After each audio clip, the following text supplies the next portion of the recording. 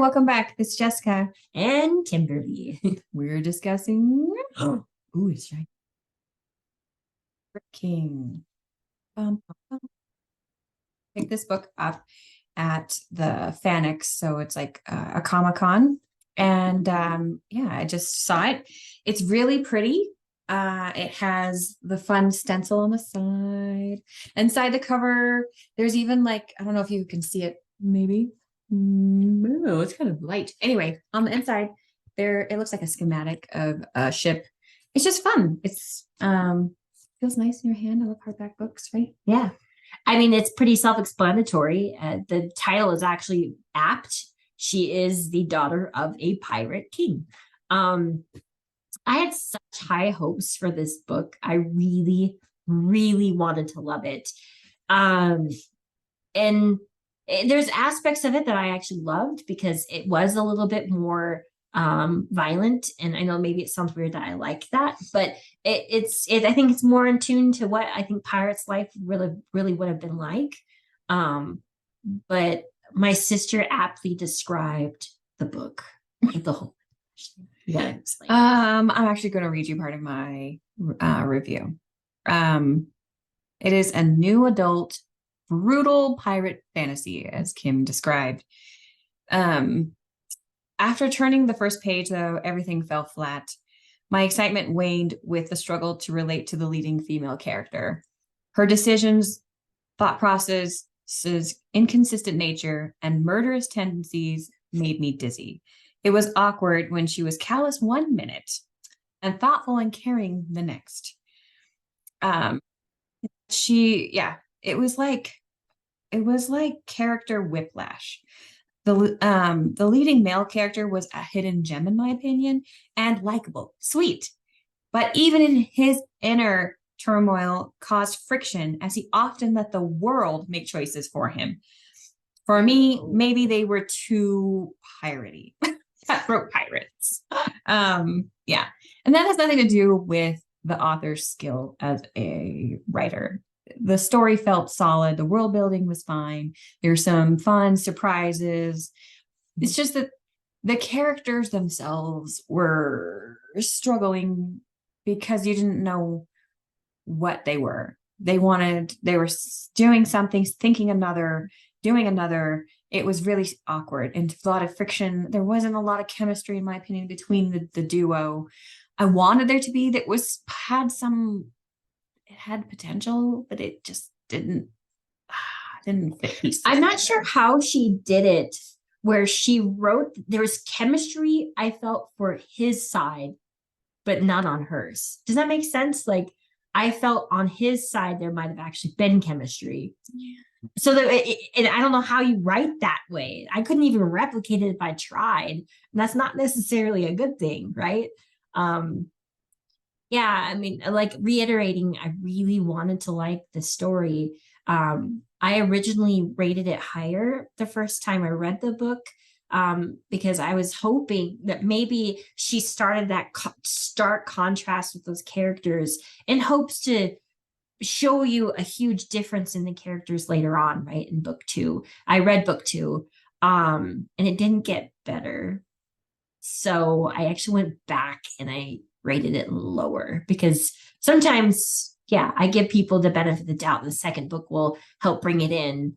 But it wasn't the case. So I'm kind of not surprised, to be honest. Really? Yeah. I just really wanted to like it because it's pirates. It's so cool. But no. That's a little bit harsh, isn't it? It is kind of bad. Because I like to support local art authors and artists, and so we're very blessed. I think where we live now, it's not where we grew up, but I can go to Costco. I know it sounds weird, I'm mentioning Costco, but Costco actually brings in local authors, and I can buy books that are from people around here. Recently, in the last like 6-9 months, though, I haven't seen very many, so maybe they changed the way they do it. But I used to buy lots of books that way. That way I don't have to spend $20 to $40 for them. I could do 10 to 15 and I could support more authors that way. And I found some really great works. And that's actually how I heard about this one because I think it was on the I don't know if your local library does this, but our libraries here have a table or a stand that they put local authors on it, so you can actually support people around where where you live. Cool. And so that's actually how I think I discovered that book.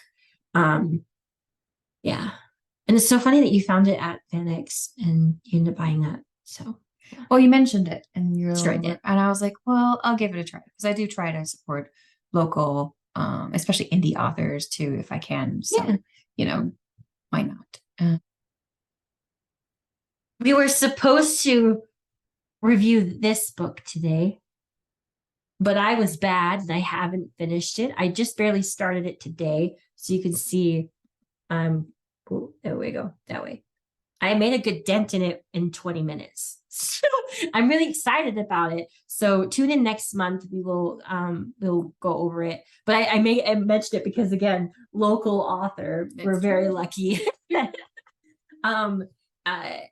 The artwork isn't as good as You Mean a Nightmare Painter, because that it's hard to compare. It's really hard to compare because that artist is fantastic, and it's terrible. I don't know the artist's name off the cuff, but yeah, but it's still good. I love that Brandon Sanderson's brought in artwork on all of these 4 secret projects. I think it definitely adds value to the books. So yeah. What other book are we? Oh, the one that I want to also review next month is called Assistant to the Villain. It's just so cute, and you just need sometimes to throw something in the mix that is a little bit skewed or silly, or just not a different take on your favorites, right? And I'm halfway done, and I can't put it down, and I just barely bought it. So you're going to have to read it, because I need to talk to you about it. Oh, I know. And then she hands me this book too. See, I really liked this author. It was another one I actually found at our FanX, and it was a couple of years ago, 2 years ago, but I was able to support his Kickstarter. And so I actually listened to it, and I finally got the book. And so I want him to read it, because I want to know if I'm just crazy or if it is a great book, because I really liked it. Yeah. So I mean, potentially we could have 3 reviews next month. We're always reading too. There's always more. We read a lot, and actually we've read a couple other books this last month, but we didn't want to review them with you. I just look at our reviews on Goodreads, because I don't know if it was worth a video. Okay. Yeah. But thanks for tuning in. I'm sorry that we didn't have much to say about the Daughter of the Pirate King. There's just so many books out there, so it's really hard.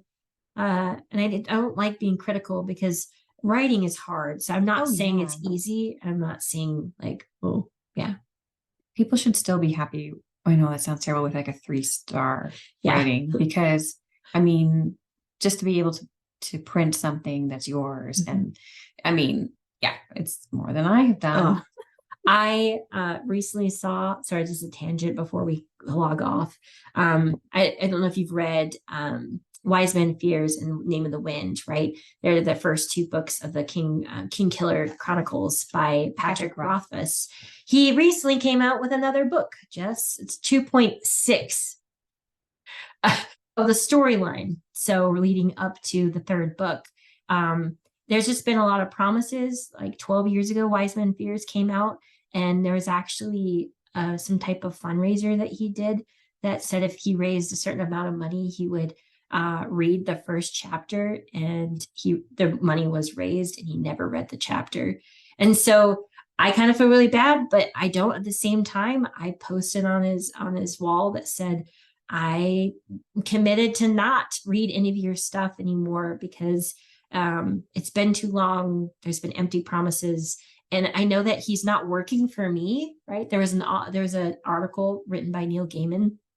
He kind of chewed people out for giving George R. R. Martin, for the Game of Thrones series he hasn't been writing as fast as people would want.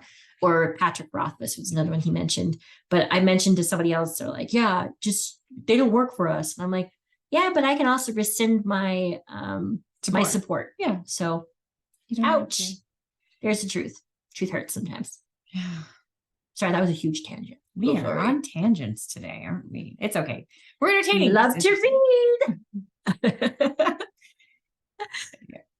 Well, tune in next month. Again, thanks for joining us. Yep. Bye. Bye.